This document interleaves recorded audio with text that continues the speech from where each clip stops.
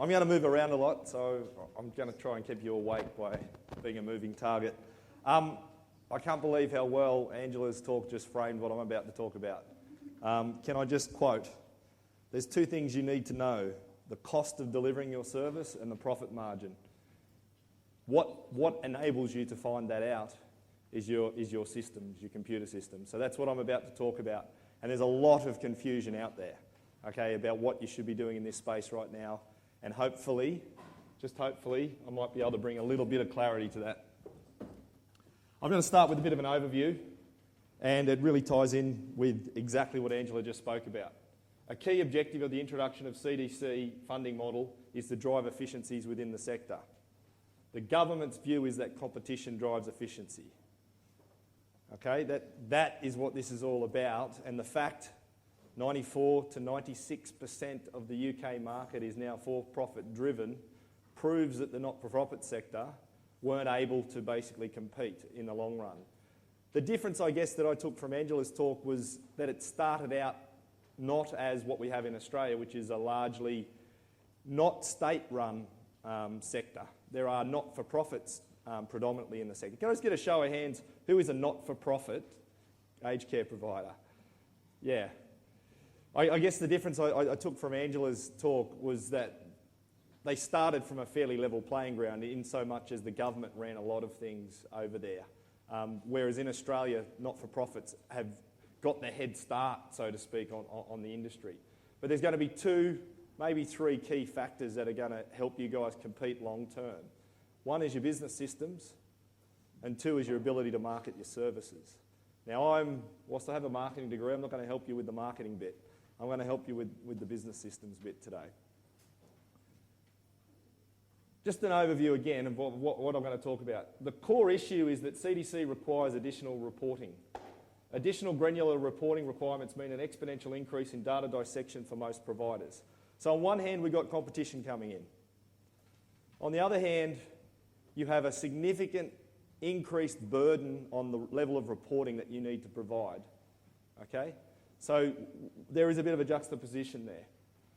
Just quoting the Act, all packages that are delivered on a CDC basis must have an individualised budget, and the consumer must be provided with a regular monthly statement of income and expenditure, including balance of funds.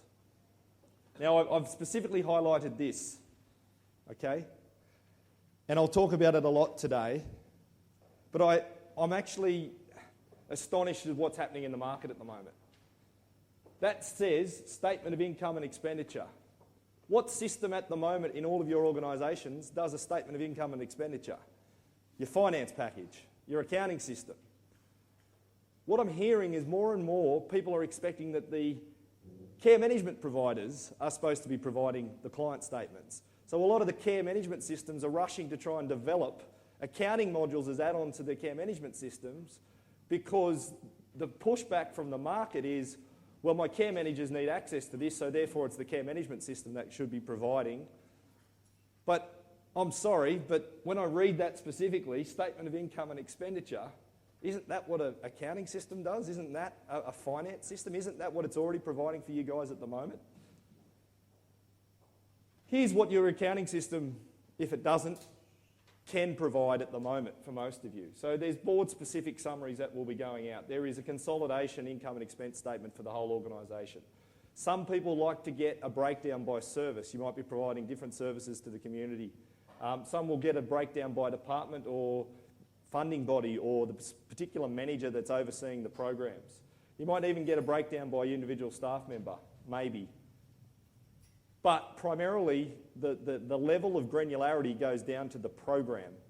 People are running respite programs, they're running Meals on Wheels, they're running various programs, and as far as their existing implementation of their finance package, their method of doing income and expense statements, they sort of stop at the program level. What CDC quite clearly states is that needs to go on a level lower.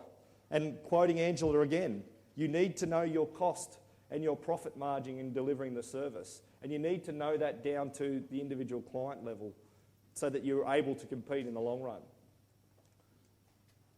So a little bit of a diagram to explain this. In effect, what's typically happen from a reporting perspective and a data collection perspective is most of the organisations, and I'm happy to congratulate you if this doesn't describe you, but most organisations will have program, which is the bucket.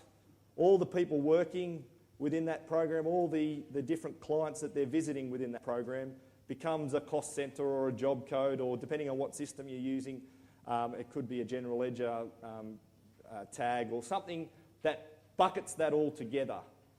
So when you're doing your data entry, your invoices, your payroll is broken down to that level of the bucket. Okay? What CDC means is that the individual clients need that level of granularity, that level of breakdown. And so what you actually end up with is an exponential increase in the level of data collection that's required, because if all you're doing is talking in buckets, and now you have to go down to the level of client, well, in some of your programs you might have 70, 80, 100 individuals within that program, which you've all just bundled up as a program or chucked it into the bucket, which is the program. So as you've expensed things, it's been expensed to the program. As you've basically had a staff member go out and visit, it's been costed to the program. The key thing is CDC is now requiring that level of granularity. I'll get back to that point. An income and expense statement by client. Get back to Angela's point. You need to know the cost and the profit margin of delivering your services, which means you need to drill down to the level of the client. So there's lots of different systems that are impacted. You know, you've got your care management system, general ledgers, payrolls, rostering, time and attendance, accounts payable, purchasing, accounts receivable, budgeting. Quotations is a big one at the moment. Reporting. There's a whole heap of different systems. When I use the word system, there's a whole heap of different systems within each of your organisations. And there's currently 3 key approaches to systems providers when it comes to those systems. There's complete solutions, and to be frank, there's very few complete solutions out in the marketplace.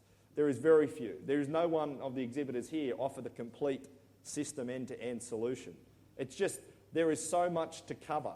Attache's only been around for 32 years. We can't have developed all those things that go into every aspect of aged care and payroll and accounting and job management and all these different elements. But there are a couple of providers. Larger international providers typically are in that complete space. The majority of people have gone down the integrated best of breed path. Okay, so you will have multiple systems all told. You'll have a care management system, a finance package, or a combination of that, plus a payroll solution. And the majority of people are going down this integrated path, so they should be talking to one another. And we'll get to that in a moment. The reality is, of the people that I have visited, the people I've spoken to at conferences over the last 12 months, too many have disjointed systems. Too many are relying on Microsoft Excel as their primary data collection tool. Too many, I saw a lot of faces just go, yeah, that's us. Too many people think that they're going to be able to compete long term using those systems. You simply will not. Understand one clear thing. Your admin margin will be driven down in a competitive environment. Okay, I have a number of clients that I've worked with. The NDS or NDIS or whatever it's now called, clients who actually started as a part of the individualised funding program under that scheme, who operate on margins of around 15, 16% admin margins to run their various packages. There are now talks of margins around 7% admin margin, okay? There is a huge drive towards efficiency, and the number one driver of efficiency across every industry, across every single industry, is IT. The number one driver of efficiency across all industries is IT. So if you haven't started looking at your IT infrastructure, now is the time, okay? And we'll talk more about it. So which system, and I've already given the gat away in my opinion, but this is totally up to you. Which system is the CDC reporting engine? The market seems to be telling the care management systems that it's their responsibility. That's where my care managers log in. But how many care management systems do accounts payable, payroll, all the information that's required to do these statements? So if it is the care management system to provide those reports, they're going to have to draw the data from your finance package, your payroll system. So there needs to be integration. The alternative viewpoint is this is just what any other industry would actually call job costing. You know, an individual client is just like a job in another industry. Now, my opinion of it very much aligns with that. And ultimately what it comes down to is reporting against a job. A client is effectively a job. But I'll try not to let my opinions get too deep into today's presentation. I'll try not to. Look, from the legislation, to simplify it down, the reporting requirements back to an individual, you must be able to report clearly a budget. You must be able to report clearly their expenses and your expenses in delivering that package. You must be able to report income both from the funding source, the funding provider, as well as the individual contribution to the CDC package. There is also this concept of contingency. You are able to build into your budgets what's called contingency, which is saving for a rainy day. I heard examples at some of the conferences I've been to this year of one of their clients in the trial packages, their washing machine breaking down, and because the patient that was being cared for soiled themselves regularly, they needed a new washing machine. So there was a contingency built into their package for the acquisition of a new washing machine. There's other examples of wheelchairs and these sorts of things that will come up for renewal, and that sort of stuff needs to be planned in as a part of the reporting back to the client. You need to be able to provide budgets around those things. So drilling into the specifics of the legislation around the budget. So the budget must clearly state the income, the amount of the government subsidy for the package level, any consumer contribution or care fee on top, the planned expenditure. So what is your admin margin? Now, there's been debate. Now, depending on who you talk to on this, I've heard of two different interpretations on how this should be presented. Now, I've heard that you're supposed to show in the statement the actual cost of delivering the service, so the cost to you with a separate item for your admin margin on top of that. Now, I have had debate from others who claim that that's not correct and that who knows what your actual cost is going to be, so you can build that in. Now, I don't know if that's correct or not. I'm not going to provide advice in that area. But what I originally interpreted was it's your cost plus your admin margin. And if you're displaying your admin margin, then you need to keep your admin margin down to an absolute minimum to be competitive. Because what's the first thing a client's going to do? How much are you guys charging me to do this? You know, so in a competitive environment, you need to drive down your administration cost. Okay, this is the simple key message that I hope comes out of my presentation today. You also need to show the core advisory and case management services and the services and support provisions and other purchases that may happen. This is in effect what other industry call a quote. You're going out, your care workers who become your frontline sales staff, as has already been alluded to by Angela. Your care workers need to be able to sit down with a client and provide a quote. Now, what the experience is from the UK, you know, is if they underquote, you'll be out of business. Simple as that. If you overquote, you will not get any jobs. So there's going to be a real need for you to absolutely know your costs and absolutely know your price point for the services that you deliver, as well as differentiate yourself. This concept of competition happens in most other industries that we deal with. And competition is always about differentiation of the service. You can charge a higher margin if you differentiate yourself enough. Contingency, which I mentioned before, is part of the budget. So this is the saving for the rainy day. That needs to be built in. Now, from the income and expenditure statements, reading specifically from the Act, the home care provider must provide the consumer with a monthly statement of income and expenditure in a format that enables the consumer to understand where funds have been expended, as well as balance of funds available. Now, I did do some accounting at university. In effect, this is what they would generally call a balance forward statement. Now, there's two types of statements in the accounting world. There's open item and there's balance forward. Open item means when you raise an invoice, you have an allocation of a payment against that invoice. Well, what's required for this statement to your clients is actually my opening balance at the start of the month, less any expenses, added in the income, allowing for a balance of contingency at the end of the period. And then that will roll forward into the next month's statements. The format of the statement must be clear and easy to understand and should be consistent with the individualised budgets. There is no rules around how you are to deliver that statement. That statement can be delivered via email, it can be delivered via post, it can be delivered via many other mechanisms. But what I would suggest is in your consideration of how you deliver that statement, how do you drive down your admin margin? If you're going to deliver it by post, how much does it cost you to deliver it via post versus being able to email these things? And not every one of your clients are going to have access to email, but you need to consider how these things are going to be delivered. So getting into it, now this is just my opinion, but based on everything I have read, there's multiple sources of data that go into that statement based on effectively the information that needs to be provided on the statement. For most of you, the core expense item on those statements is going to be your payroll cost, the cost of delivering that service. Okay? So you need to have that granularity within your payroll system to be able to break it down to a cost per client. Okay, and we're going to talk about that in a moment, what effect that actually currently has on your payroll processing. Some of you it's going to have no effect, others it's going to have a massive effect. Billing or accounts receivable, billing, the invoicing component, needs to form part of the source of the data. What have we actually billed the client for? Interestingly, and where a lot of the care management systems don't do this at the moment because they're not accounting system, is you need to provide the receipts engine. What is the receipts that you've received per client? Okay, so a number of the care management systems that haven't provided it in the past are starting to build either modules for doing receipting or integration to accounting systems to take that through. Budgets. Well, budgets can come from various different elements, and there are budgeting tools and these sorts of things. And I'm going to talk about the source of where budgets comes from in a moment. Accounts payable. Well, what I believe will happen, and I think we're already starting to see, is there's going to be a rise in brokerage.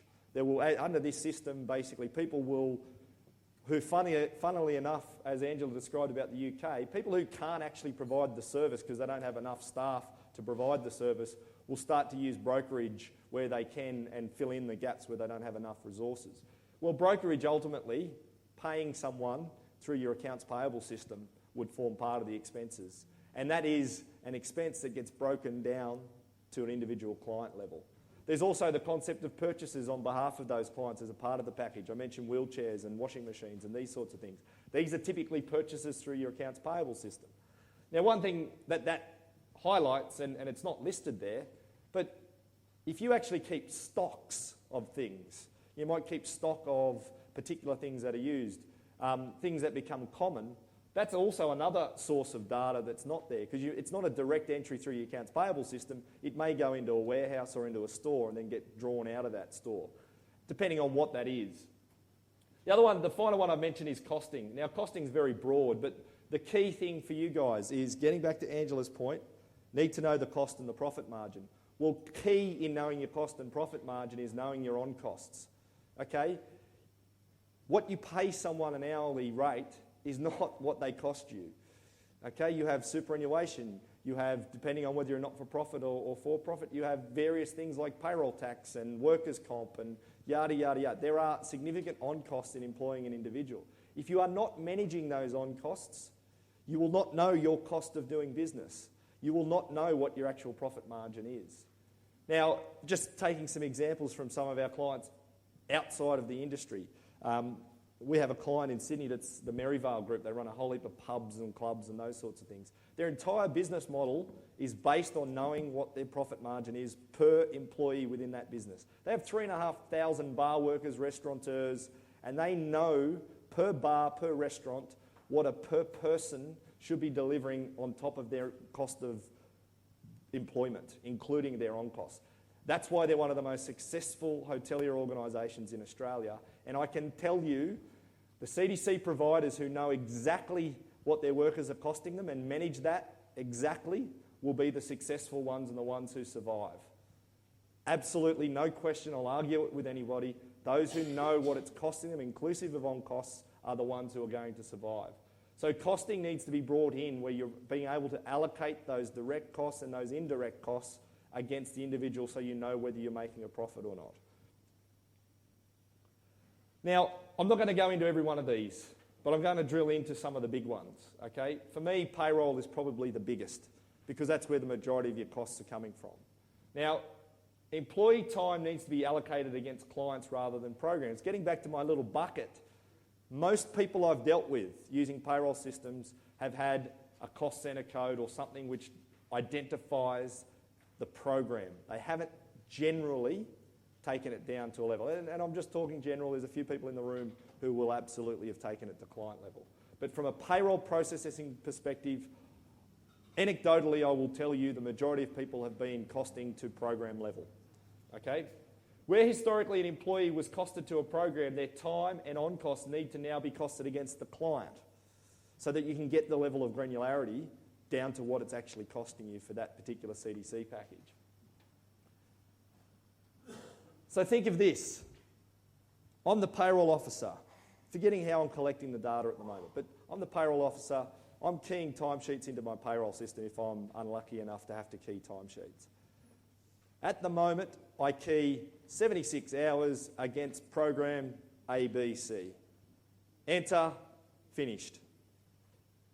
What happens in a CDC world? Those 76 hours could be broken up against 50 different clients in that fortnight, 20 different clients.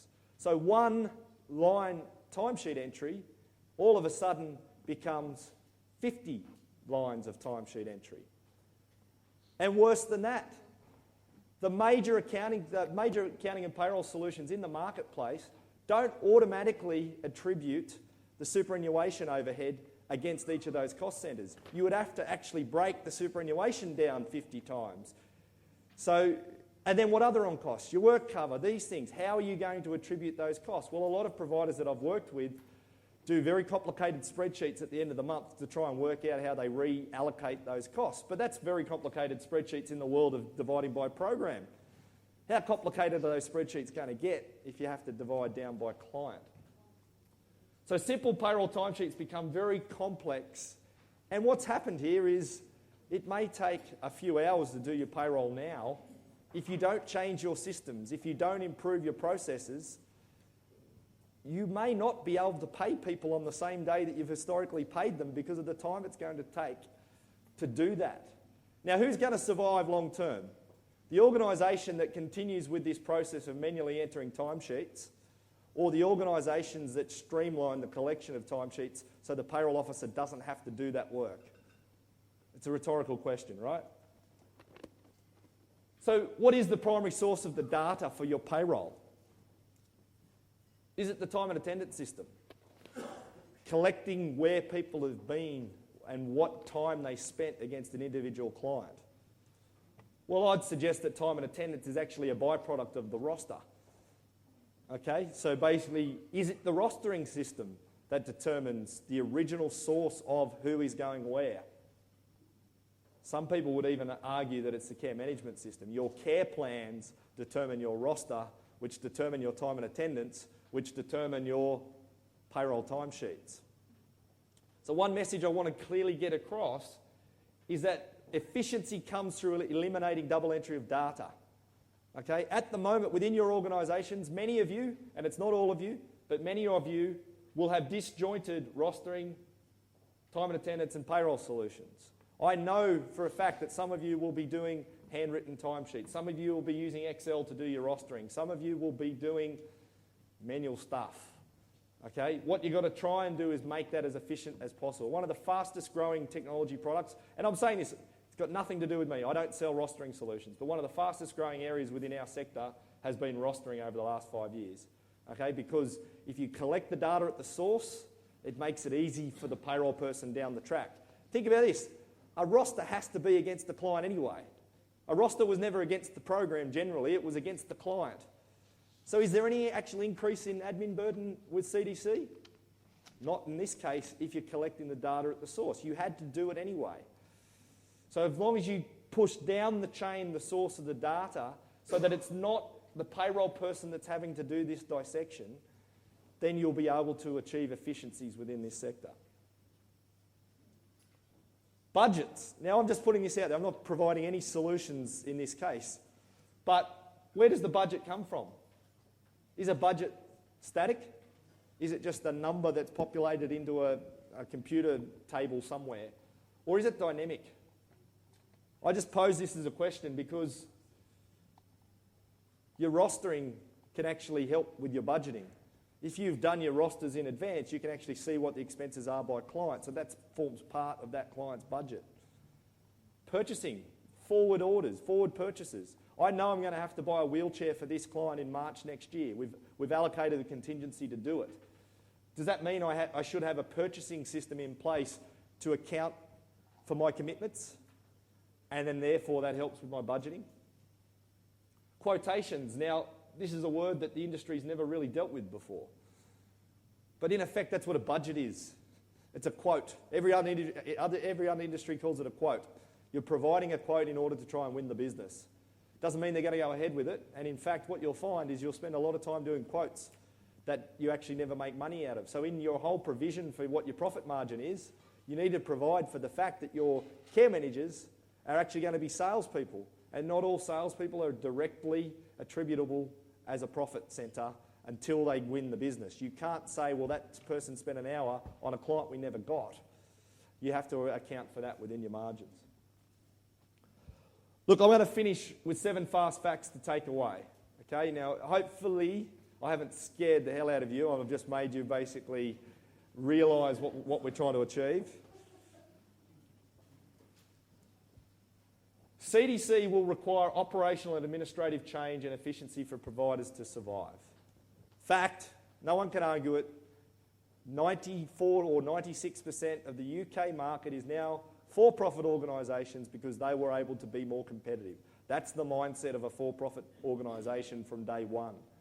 You guys have to start thinking and acting like for-profit organisations.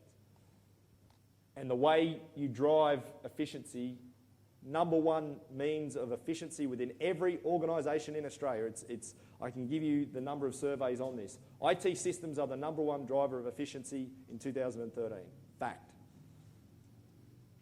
To drive efficiencies, investment is required. Okay? Investment is required. This is not because I'm trying to sell you my software. This is just fact. Okay?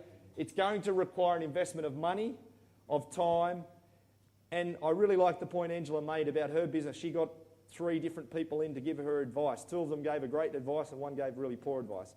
She still got 2 give her really good advice. Intellectual property, which you don't currently have in your organisation, is something you need to invest in.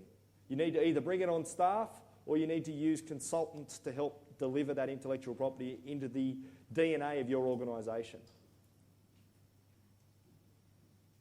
No matter how good your systems, they're only as good as they are implemented, maintained and utilised. Okay? I might just... Is this working? Yes. Typically, in any organisation, sorry for those who can't see it, I'll describe it as I draw it. But basically, up here we have utilisation of systems on the y-axis. On the x-axis we have time. A simple fact of IT implementation software in particular is that there's a curve in how the systems are implemented, maintained and utilised. Okay? Generally, when you first implement it, it takes a while for you to catch up and get used to the system and actually utilise it to its fullest. And then what happens with software? There's upgrades come out all the time. And so people either fall behind on the upgrades or they basically implement the upgrades and they keep moving forward. But then you have what's called Chinese whisper syndrome gets involved. The person who implemented the software within your organisation basically left, and they left in a huff, and basically only gave about 2 hours of training to the next person, who then had to add their own. I see a lot of nods around the room when I say that. They added their own spin to things, and then they did something similar, and they passed on their imperfect knowledge to the next person. So what you actually find with any system, this is accounting and payroll, which is my industry, this is care management system, any software system, you'll actually find that over time they deteriorate. The funny thing about our industry is the clients that have been with us for the shortest period of time are actually the clients that we like to use as testimonials, which is counter to most of the industry, right? Your longer term clients aren't exactly the perfect users of your system. And I'd hesitate to say, there's probably a few of you in the room who use my product. You're probably not using it anywhere near to its fullest. Okay, so just be aware of implementation, maintenance and utilisation. The reason I say that is, don't rush out and change your existing systems, because your existing systems probably aren't what you think they are. Where you think there are deficiencies within your existing system is just because you have imperfect knowledge about your systems. You guys are care providers. You're not IT software experts typically. Okay, so before you make drastic decisions about changing your IT systems, get to know your existing systems better. Capturing data, and I said this before, capturing data at the primary source and eliminating the double entry wherever possible must be a core strategy of every provider competing in a CDC world. I'll argue that point with anyone. Okay? If you're not driving down your administration costs through efficiencies, you will not be alive in years to come. And I think Angela framed my presentation perfectly by describing what happened over there. Now, I must make the point, the delivery van versus the B-double truck. And I use this analogy a lot, so if anyone's heard it before, I apologise. But the industry and the Australian business world is prolificated by entry-level accounting and payroll solutions. They're a little delivery van. They're really easy to get in and out of the city. They're really easy to park. They're really easy to drive. They're very user-friendly. But if your organisation has too many deliveries, you can't do the deliveries in a little carry van. You need to move up to a truck. If your organisation has requirements that require a B-double truck, it's not as easy to drive. It's not as easy to get in and out of the city and find a car's park. Okay? So I make this point, and I'm going to be very specific on the point. Entry-level accounting and payroll solutions, and I'll name them. QuickBooks, MyOb, Xero. These products are entry-level products. They are very user-friendly. But if you're looking for granularity of reporting down to individual clients, you need a B-double truck to be able to cope with the CDC world.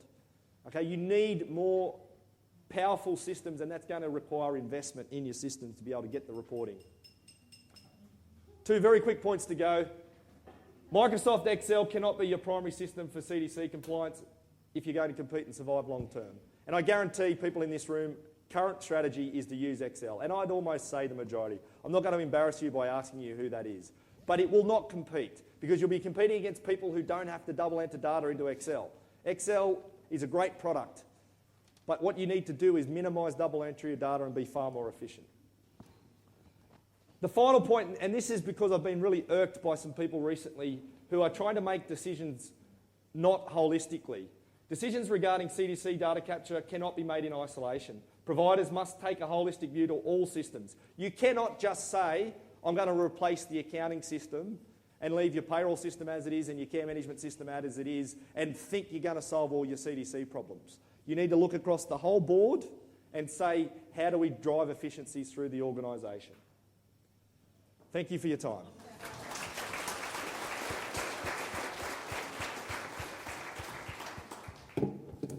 Thanks, Matt. Well, I don't know if you're scared, but I'm sure you're better informed about systems and the sorts of things you need to look for. And given that we are right on time for lunch, perhaps you might want to ask questions of Matt over the lunch break.